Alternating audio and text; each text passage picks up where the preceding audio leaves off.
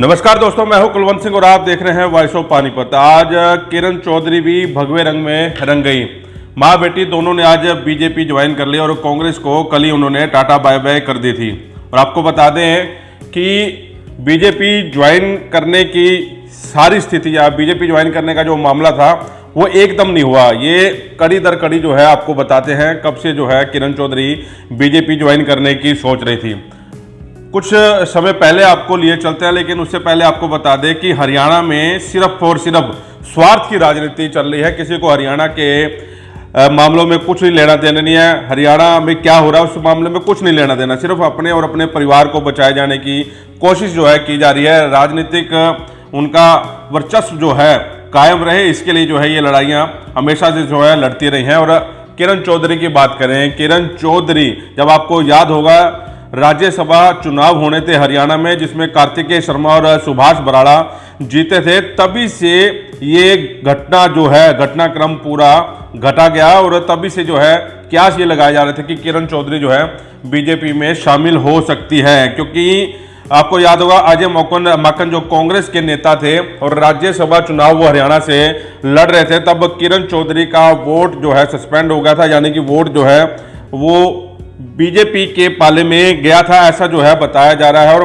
कांग्रेस को वो वोट नहीं गया, तो तभी से क्यास लगाए जा रहे थे कि किरण चौधरी जो है बीजेपी के पाले में आ सकती है। हालांकि जो है समय का इंतजार किया जा रहा था, अच्छे समय का इंतजार किया जा रहा था और अच्छा वक्त जो है लोकसभा चुनाव के बाद अब आया। और अब जो है आज किरण चौधरी और उनकी बेटी श्रुति चौधरी बीजेपी में ज्वाइन होगी। और इससे पहले आपको पता होगा कि कुलदीप बिश्नोई जो है वो भी अपने बेटे के साथ बीजेपी में शामिल हो गए थे। हालांकि बीच बीच में वो आंखें जो है बीजेपी को दिखाते रहते हैं, लेकिन बीजेपी जो है इनको ज़्यादा तवज्जो नहीं देती, क्योंकि बीजेपी का ये कहना है कि एक परिवार और एक ही नेता, यानी कि एक ही परिवार को जो है तवज्जो देंगे, एक ही जो है नेता को वो तवज्जो देंगे। और इस सारे मामले में कुलदीप बिश्नोई को जो है वो भी घर बिठा दिया था। एंड समय में सैनी साहब उनके घर पर पहुंचते हैं दिल्ली में और वहां पर उनको मनाकर वापस जो है लोकसभा के लिए लेकर आते हैं। हालांकि हिसार में जो हालात हुए वो आप लोगों को पता ही है, वहां से चौटाला साहब जो है चुनाव हार जाते हैं। लेकिन बड़ी बात यह है कि अब हरियाणा में आगे क्या होने जा रहा है, किरण चौधरी की क्या शर्त है, वो बीजेपी में उन्होंने ज्वाइन किया, किस शर्तों के हिसाब से उन्होंने पार्टी जो है ज्वाइन की, उस पर जो है चर्चा करेंगे। लेकिन उससे पहले आप लोगों से अपील है कि अगर आप ये वीडियो यूट्यूब पर देख रहे हैं तो यूट्यूब को सब्सक्राइब करना ना भूलें, और अगर फेसबुक पर आप ये वीडियो देख रहे हैं तो फेसबुक को फॉलो जरूर करें। अब चर्चा ये है कि किरण चौधरी को पार्टी जो है बीजेपी पार्टी राज्यसभा में भेज सकती है और उनकी बेटी श्रुति चौधरी को तोशाम से टिकट जो है वो भी दे सकती है। क्योंकि किरण चौधरी को अब ये पता लग चुका था कि लोकसभा में जैसे उनकी बेटी की टिकट जो है काटी गई और अब जो है विधानसभा में भी उनकी अनदेखी होगी। और उस अनदेखी के चलते जो है किरण चौधरी ने ऐन विधानसभा चुनाव से पहले बीजेपी में पाला पलट लिया और बीजेपी में आज उनकी ज्वाइनिंग होगी। और अंदर की बात यह है कि राज्यसभा चुनाव के लिए इन्हें जो है किरण चौधरी को खड़ा कर सकती है, ये जो है सूत्र बता रहे हैं। लेकिन अगली बात यह है कि श्रुति चौधरी को भी जो है आगे पार्टी टिकट दे सकती है। और मैं फिर से ये चर्चा करूंगा कि हरियाणा में किसी को हरियाणा के भविष्य के बारे में कुछ नहीं लेना देना कि हरियाणा में क्या हो रहा है। सिर्फ लड़ाई अपने परिवार के वर्चस्व की, अपनी राजनीति कायम करने की लड़ाई जो है वो हो रही है। और ये आप लोगों ने देखा भी होगा, हिसार में जो चौटाला साहब ज्वाइन हुए, बीजेपी में ज्वाइन हुए और बीजेपी में ज्वाइन होते ही उनको लोकसभा की टिकट दे दी, लेकिन उन्हें जो है हार का सामना देखना पड़ा। और अब ये हालात हैं आज के भजनलाल परिवार, बंसीलाल परिवार और देवीलाल परिवार, इन तीनों की जो पीढ़ियां हैं, तीनों के परिवार जो हैं अब वो सारे बीजेपी में शामिल हो चुके हैं। कांग्रेस पार्टी में ये कई सालों तक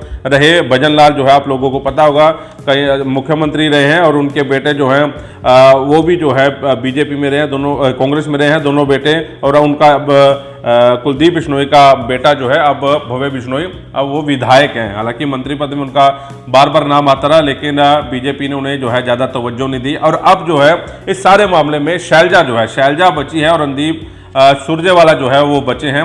शैलजा जो है मुख्यमंत्री की दावेदार जो है अपने आप को मान रही है, लेकिन आज का जो घटनाक्रम हुआ उससे ये तो पता लग गया आप लोगों को कि कोई भी हरियाणा के हितों की लड़ाई नहीं लड़ रहा, बल्कि परिवार के हितों की लड़ाई लड़ रहा है कि उनके बच्चों का जो है फ्यूचर सेफ हो। और ऐसा ही भूपेंद्र सिंह हुड्डा साहब भी वो भी करते हुए नजर आ रहे हैं। और विपक्ष जो है, जो सत्ता पक्ष है, वो भी आरोप लगाता रहा है कि ये बाप बेटे की पार्टी है और पार्टी में दीपेंद्र हुड्डा का वर्चस्व जो है कायम रखने के लिए भूपेंद्र सिंह हुड्डा जो है लड़ाई लड़ रहे हैं। और इस लड़ाई में अभी तक की बात करें वो कामयाब होते हुए नजर भी आ रहे हैं, क्योंकि भूपेंद्र सिंह हुड्डा की पूरी जो लोकसभा जो टिकटें बटी हैं उसमें पूरी चली है, ऐसा जो है पार्टी के सूत्र भी बताते हैं। और राजनीतिक घटनाक्रम भी आप लोगों के सामने है कि भूपेंद्र सिंह हुड्डा की पूरी चली है लोकसभा चुनाव में और उनके हिसाब से जो है टिकटें बटी है। और आगे विधानसभा चुनाव होने और इसमें भी पार्टी के ऊपर पूरा दबाव जो है भूपेंद्र सिंह हुड्डा का है। और विधानसभा में चुनाव में वो चाहेंगे कि ज़्यादातर टिकटें जो हैं उनके हिस्से में आए और अपने समर्थकों को वो टिकट दें। आज किरण चौधरी जैसी ज्वाइन हुई, उन्होंने कसीदे पढ़ दिए अपनी पार्टी के लिए, बीजेपी पार्टी के लिए कसीदे कसने शुरू हो गई।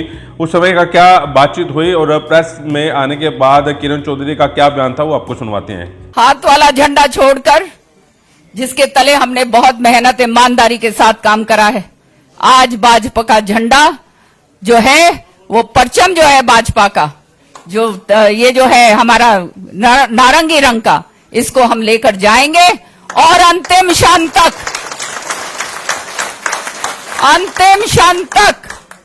हमने वो काम करके दिखाना है कि आज जो मान सम्मान हमारे को ये नेतृत्व जो बैठा है उन्होंने दिया है कि हम हरियाणा के वो तगड़े सिपाही हैं कि आने वाले समय में भारी से भारी बहुमत के साथ हरियाणा के अंदर तीसरी बार भाजपा का परचम लहराएगा। तो ये आज ज्वाइनिंग होने के बाद किरण चौधरी जो है पत्रकारों से बातचीत कर रही है, अपने समर्थकों से बातचीत कर रही है। लेकिन इससे पहले हमने आप लोगों को कल दिखाया था कि तेवर जो थे, कल से ही बागी तेवर जो है ज़्यादा उनके लग रहे थे, खुलकर जो है वो कांग्रेस पार्टी के खिलाफ बोल रहे थे। और उनका ये कहना था कि कांग्रेस का तो फ्यूचर ही नहीं हरियाणा में, अगर कांग्रेस का फ्यूचर हरियाणा में नहीं है तो लोकसभा चुनाव से पहले किरण चौधरी ने पार्टी क्यों नहीं छोड़ी, विधानसभा चुनाव में उन्होंने पार्टी सोचने की क्यों बात कही। किरण चौधरी ने कल क्या था, एक टुकड़ा जो है आपको वो भी सुनवाते हैं। हरियाणा के अंदर जो चुनाव हुआ वो तो बिल्कुल स्पष्ट है कि जिस तरह से टिकटों का वितरण करा गया, वो जो है रंजिशें निकाली गई, षड्यंत्र करे गए कि भाई जो है मार दो, ख़त्म कर दो, ताकि जो है हमारे सामने कोई खड़ा होने वाला ना हो। तो ये काम जो है करा गया है और इसी तरह से आगे मुझे नज़र आता है, क्योंकि हर एक कॉन्स्टिट्यूंसी के अंदर, पूरे हरियाणा के अंदर 5-5 कैंडिडेट हर एक कॉन्स्टिट्यूंसी में इन्होंने खड़े कर दिए। अब सबको थापी लगा दी है कि भाई तुम भी एमएलए, तुम भी एमएलए, तुम भी एमएलए। तो जो है टिकट की, पार्टी की टिकट तो एक आदमी को मिलेगी, बाकी जो हैं उनकी महत्वाकांक्षाएं इतनी बढ़ गई हैं कि वो सारे खड़े होकर 1000, 2000, 3000 जिस लायक भी होंगे वो उतनी वोटें वो खराब करेंगे, या दूसरी पार्टी जो आएंगी वो उनको पके पकाए जो हैं कैंडिडेट मिलेंगे। तो आने वाले समय में इस हालत, इस सूरत में मुझे तो कोई फ्यूचर कांग्रेस का हरियाणा में नजर नहीं आता। तो आज किरण चौधरी बीजेपी ज्वाइन कर गई और सूत्र ये बता रहे हैं कि हरियाणा के एक तो और कांग्रेस के बड़े नेता जो हैं वो भी बीजेपी ज्वाइन कर सकते हैं, क्योंकि लोकसभा की टिकटें जो उनके परिवारों को नहीं मिली। तो ये भी एक बड़ा फैसला जो है वो कांग्रेस के नेता ले सकते हैं और बीजेपी ज्वाइन कर सकते हैं। हालांकि कांग्रेस के बड़े नेता जो उनके साथ साथ रहते थे वो नाराजगी जो है अंदर खाते जाहिर कर चुके हैं। अभी भूपेंद्र सिंह हुड्डा का कार्यक्रम करनाल में था, वहाँ कुलदीप शर्मा जो पूर्व में स्पीकर रहे हैं और भूपेंद्र सिंह हुड्डा के खास जो है माने जाते हैं, वो इस कार्यक्रम में नहीं पहुंचे थे। तो क्यास ये भी लगाए जा सकते हैं कि शायद कुलदीप शर्मा जो है वो भी मूव हो सकते हैं बीजेपी की तरफ, और भी कई नेता जो हैं कांग्रेस पार्टी के तैयार खड़े हैं जो बीजेपी ज्वाइन कर सकते हैं। आपका इस वीडियो को लेकर जो भी कहना है हमें कमेंट बॉक्स में जरूर लिखें और ऐसे नेताओं के बारे में आपकी जो भी राय है हम लोग आपकी राय का इंतजार करेंगे। वॉइस ऑफ पानीपत के लिए कुलवंत सिंह।